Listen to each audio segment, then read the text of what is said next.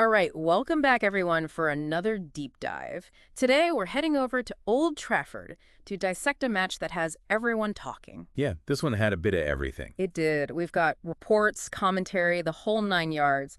This was Man U versus Everton, and let me tell you, the scoreline was something else. Definitely a statement win for Manchester United. And for their new manager, too. Oh yeah, absolutely. It was a 4-0 thrashing of Everton, which also happened to be Ruben Amorim's first Premier League win at the helm of Man U. Talk about a first impression.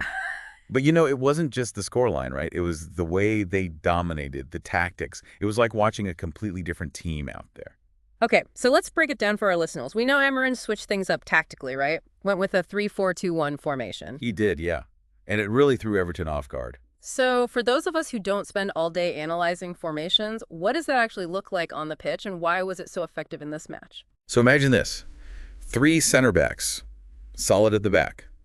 But then you've got these wing backs, Ahmad and Dalot in this case, who are pushing way up the field. Okay, so they're not your typical fullbacks just kind of hanging back. They're more involved in the attack. Way more. It's almost like having extra wingers, which gives you both defensive cover and the ability to launch these super fast attacks down the sides. Ah, so they're constantly switching between defense and attack, keeping Everton's defense guessing. Exactly. Everton's fullbacks had no idea how to handle that. Ahmad and Dalot were overlapping, creating space, pulling defenders out of position. It was chaos for Everton. And in all that chaos, Rashford and Zirkzee just slipped right through, right? 2 goals each. Like they were reading the script. But you also have to factor in Mainoo's return from injury. He slotted right back into that midfield. Which freed up Fernandes to do what he does best. Right. Creating chances, setting up goals, pulling the strings. It was a tactical masterclass from Amorim. And let's be real, Amorim kind of has a knack for this tactical stuff. I mean, remember that unbelievable streak he had with Sporting CP last season? Oh, yeah. How could you forget? 22 wins in a row at home. 72 goals scored, only 13 conceded over that whole run. It's insane. Exactly. And now it looks like he's bringing that winning mentality to the Premier League. So it wasn't just a random formation change. It was calculated. It was designed to exploit Everton's weaknesses. Well, for sure. He did his homework. You could see it in the way Manchester United controlled the game. They were in the driver's seat from the first whistle. All right, but let's be fair to Everton. They weren't exactly at their best, were they? 6 goalless games this season, that's rough. Yeah, it's tough. Even if they had somehow pulled off a win here, they still wouldn't have cracked the top half of the table. No kidding. They'd be stuck at 15th, even with a win.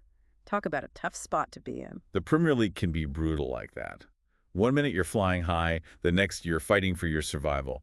Okay, so let's dig into the commentary a bit. They were talking about Man U's intensity, how they were just controlling the tempo of the game. It's all about that counter-attacking style. Yeah. Everton would try to push forward, and boom, Man U would just spring that trap. Those wing backs, like we talked about, were key for launching those lightning-fast breaks. And with Rashford leading the charge, you knew it was going to be dangerous. Deadly. And Ahmad, he was just on another level that day. Yeah, I felt like every time he touched the ball, something exciting was about to happen. Right. And then you've got Fernandes just orchestrating everything in the midfield, picking out passes, unlocking the Everton defense. It was like they were all on the same wavelength. Amorim's tactics, the players executing perfectly, some standout individual performances. It's easy to see why this win got so much attention. Yeah, but there's actually another layer to this that I think is really interesting. It goes beyond just this one match. Okay, you've got me hooked. Yeah. What's the historical angle here? Well, it's about their record against Everton. Manchester United actually hold the record for most wins against a single opponent in Premier League history. No way. Seriously. Who is it? You guessed it, Everton. Ah, of course. It makes sense now. So this win, it's not just a one-off. It's part of a bigger trend. It is. They've won their last 4 matches against them in the league. And even before that, there was a 9-game win streak that went all the way back to 2004. Wow. Talk about dominance. And when you look at some of the individual stats, it's clear why. Yeah. Rashford, for example, he's been involved in 7 goals in his last 8 appearances against them. It's like he just turns it up a notch whenever Everton's on the other side of the pitch. Right. And it's not just Rashford either. Remember, he scored the opening goal in both of Amorim's games as manager so far. You're right. So the big question on everyone's mind now is this a sign of things to come? Is Man U back as a genuine title contender? It's the question, isn't it? But it's early days, right? One amazing performance doesn't mean they're going to win the league. True, true. It's a long season. They got to show that they can keep this up. Exactly. It's a marathon, not a sprint. Consistency is what separates the champions from the rest. It's like they've just taken the first step on a really long journey. Perfect analogy. They've made a statement, but now they have to back it up. Yeah. Even the biggest skeptics are starting to take notice, though. It's hard not to with a performance like that. Mm. So what should we be watching for in their next few matches? What would really convince you that this isn't just a fluke, that Man U are truly back? Well, can they do it against the other top teams? Beating Everton is one thing, but what about when they face Man City or Liverpool? Right. Those are the real tests. That's when we'll know if they're truly back. Exactly. It'll be fascinating to see how Amorim adapts his tactics, how he deals with different opponents. So it's not just about sticking to that one formation. It's about being flexible, adjusting to the game as it unfolds. Right. And then there's the individual performances. Can Rashford keep scoring? Will Fernandes maintain this level of creativity? And can the defense hold up against some of the best attacks in the league? There's a lot to consider. It's like a puzzle, isn't it? We have a few pieces, but we need more to see the full picture. But speaking of puzzles, let's not forget about the other side of this. Everton. It's easy to get caught up in Man U's success, but they're facing a real uphill battle now. They are. This goes beyond just one loss. I mean, they're in a relegation battle. 6 games without a goal, sitting right on the edge of that drop zone. It's got to be tough on everyone. It is. It's going to take something special from Sean Dyche to turn things around. Tactically, what can he do? We know he's great at organizing a defense, but they need goals. Exactly. He needs to find a way to get them firing up front. Maybe change the formation, try something different, anything to get that attack going.